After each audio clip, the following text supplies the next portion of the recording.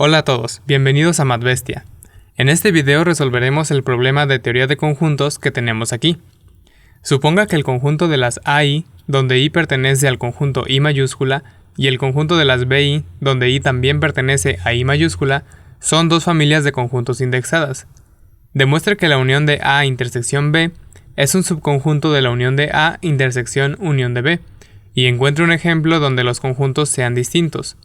Este problema es muy parecido al que resolvimos en el video anterior. Muy bien, para la primera parte del problema, que es probar que la unión de A intersección B es un subconjunto de la unión de A intersección unión de B, vamos a usar la definición de subconjunto, la cual nos dice que si A es un subconjunto de B, entonces todo elemento de A es un elemento de B.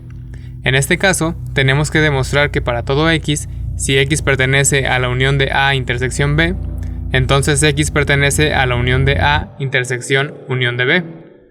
Recuerda que nuestra conclusión es lo que queremos demostrar. Como lo primero que tenemos en nuestra conclusión es un cuantificador universal, el primer paso será introducir un elemento arbitrario X a nuestras hipótesis. Esto lo hacemos con el fin de eliminar al cuantificador universal. Vamos a probar que lo que está dentro del cuantificador, que en este caso es un condicional, es cierto para este elemento arbitrario. Si logramos probar que el condicional es cierto para un elemento arbitrario, entonces el condicional debe cumplirse para todo X. La estructura de la prueba agregando esta hipótesis sería la siguiente. Nuestra prueba comenzaría con sea X un elemento arbitrario. Luego colocaríamos la prueba de que el condicional es cierto para este elemento arbitrario. Y terminaríamos la prueba escribiendo, como X fue arbitrario, entonces para todo X el condicional es válido. Y recordemos que esto significa que la unión de A intersección B es un subconjunto de la unión de A intersección unión de B, por lo que podemos escribir esto último. Ahora lo que tenemos que hacer es demostrar el condicional. Para ello vamos a suponer que X pertenece a la unión de A intersección B, y haremos que la proposición X pertenece a la unión de A intersección unión de B sea nuestra nueva conclusión. Recuerda que cada que hagamos un cambio en nuestras hipótesis y conclusiones, tenemos que agregar dicho cambio a la estructura de la prueba. En este caso, en la parte donde tenemos que demostrar el condicional, escribimos, suponga que X pertenece a la unión de A intersección B. Luego colocaríamos la prueba de que X es un elemento de la unión de A intersección unión de B. Y concluiríamos diciendo que por lo tanto, el condicional es válido. Muy bien, ya que tenemos clara la estructura de la prueba, vamos a entender qué es lo que tenemos que demostrar exactamente. Nuestra conclusión nos dice que X debe pertenecer a la unión de A intersección unión de B. Para saber qué significa esto, recordemos la definición de intersección de dos conjuntos. La intersección de dos conjuntos A y B se define como el conjunto de X, tal que X pertenece a A y X pertenece a B.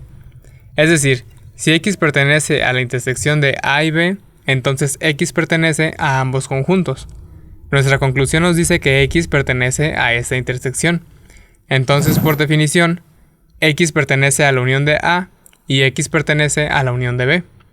Si logramos probar estas dos proposiciones, habremos demostrado que X pertenece a la unión de A intersección unión de B. Ok, ahora hay que entender qué significa que X pertenece a la unión de A. La definición de unión de una familia indexada nos dice que la unión de las A subíndice I, donde I pertenece al conjunto I mayúscula, es el conjunto de todas las X, tal que existe una I dentro de I mayúscula, para el cual X pertenece a A subíndice I.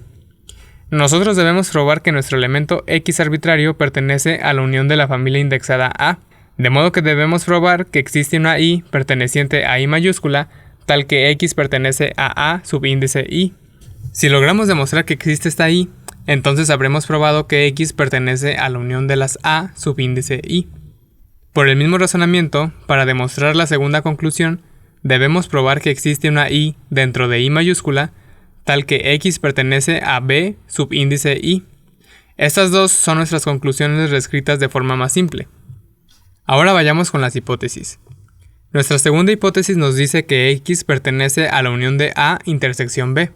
De nueva cuenta, la definición de unión de familia nos dice que existe una I perteneciente a I mayúscula, tal que X pertenece a la intersección de A subíndice I y B subíndice I. Estas dos expresiones, por definición, son equivalentes, de modo que vamos a escribir solo la segunda. Recuerda que por ser una hipótesis, esta proposición es cierta. Es decir, es cierto que existe un elemento dentro de I mayúscula con esta característica. A este elemento vamos a llamarlo J, de modo que J pertenece a I mayúscula y X pertenece a AJ intersección BJ. Date cuenta de cómo el elemento J está fundamentado en la hipótesis. Simplemente le puse nombre a la variable. Aquí escogí la letra J, pero le pude haber puesto cualquier otro nombre. El único requisito es que esta variable no se haya usado antes en la demostración. Por ejemplo, no podría haber usado X porque X ya es una variable en uso. Sí podría haber usado Y, porque Y es una variable de frontera que puede ser cambiada. Pero ese es otro tema y para no confundirnos mejor usemos J. Por definición de intersección de conjuntos, mi hipótesis me dice que X pertenece a AJ y que X pertenece a BJ. Y ya está. Una vez que trabajamos las hipótesis, vamos a usarlas para demostrar la conclusión. Tenemos que preguntarnos qué valor le podemos poner a Y en cada caso para que cumpla con la condición necesaria. Como solo tenemos una opción, es muy fácil ver la respuesta. Para la primera conclusión, si hacemos que Y sea igual a J, entonces nuestra hipótesis nos diría que X pertenece a AJ, con lo que habríamos demostrado lo primero. En la segunda conclusión, nuevamente podemos hacer Y igual a J, y nuestra hipótesis nos dice que X pertenece a BJ, por lo que demostramos la segunda conclusión. Como ya cumplimos con todas las conclusiones, ya demostramos el teorema. Solo falta escribir la prueba final. Recuerda que la prueba final debe de estar basada en la estructura de la prueba que hemos venido construyendo. La demostración se escribiría así. Sea X un elemento arbitrario. Supongamos que X pertenece a la unión de A intersección B, de tal forma que podemos escoger un elemento J perteneciente a I mayúscula, tal que X pertenece a AJ intersección BJ. Por definición de intersección, X pertenece a AJ, de modo que X pertenece a la unión de las AI. Además, X pertenece a BJ, por lo que X pertenece a la unión de las BI. Por lo tanto, X pertenece a la unión de A intersección unión de B. Como X fue arbitrario, la unión de A intersección B es un subconjunto de la unión de A intersección unión de B. Muy bien, con esto ya tenemos la mitad del problema. Ahora vamos a encontrar un ejemplo en el que los conjuntos no sean iguales. Encontrar este ejemplo puede llegar a ser muy tardado, ya que existen infinitos conjuntos. Si nos ponemos a intentar ejemplo tras ejemplo sin pensar, podríamos estar todo el día buscando y no llegar a nada. Así que vamos a usar una estrategia. Primero notemos que acabamos de demostrar que la unión de A intersección B es un subconjunto de la unión de A intersección unión de B. Y también sabemos que estos dos conjuntos no son iguales, ya que se nos pide encontrar un ejemplo en el que los conjuntos sean distintos. Usando estos dos hechos, podemos deducir que la unión de A intersección unión de B no es un subconjunto de la unión de A intersección B. Recuerda que dos conjuntos son iguales si y solo si tienen los mismos elementos. O de forma equivalente, A y B son iguales si A es un subconjunto de B y B es un subconjunto de A. Si la unión de A intersección unión de B fuera un subconjunto de la unión de A intersección B, entonces los conjuntos serían iguales, lo cual es falso. Lo que haremos nosotros será tratar de demostrar que los conjuntos sí son iguales, es decir, trataremos de demostrar que la unión de A intersección unión de B sí es un subconjunto de la unión de A intersección B. Ya sabemos que esto es falso, de modo que no vamos a poder demostrar la proposición, pero al intentar demostrarla vamos a darnos cuenta del por qué falla la demostración y usar la falla que encontremos para dar un contraejemplo al falso teorema. Para demostrar esta conclusión seguiremos exactamente los mismos pasos que hicimos en la demostración anterior. Primero introducimos un elemento arbitrario X a nuestras hipótesis para eliminar al cuantificador universal. Luego asumimos que X pertenece a la unión de A intersección unión de B.